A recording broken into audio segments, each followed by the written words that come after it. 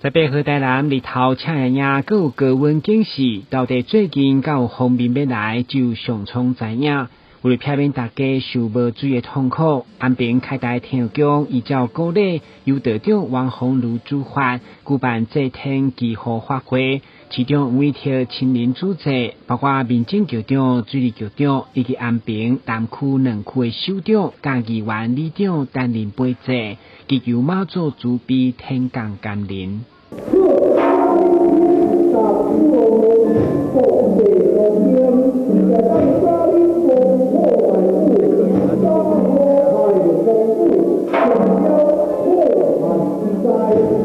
正人用虔诚的心联合上诉，毕竟每一件事拢爱尽人事，嘛爱听天命，所以面对欠水，市府都爱用尽节流开源的各种方法，嘛希望天公伯啊怜悯。这个解除旱象就好了，不要造成水灾，而且这个雨势不要特别集中在某一个时间、特定的地点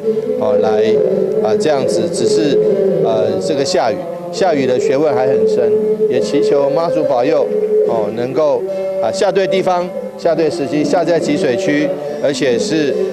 不要只是一时的暴雨，应该有正常的雨水。天福宫拢遵照这个早期的这道教的这个礼仪来做这个祈福的活动。我有若是寄望讲这届咱市长就遐尼虔心，咱台南市这各色的代表真虔心来咧求这个雨水希望真正会当较紧早日来天降甘霖来疏解咱的这个干旱，互咱的五国会当丰收，大家安尼四时无灾，大家安尼生活快快乐乐安尼。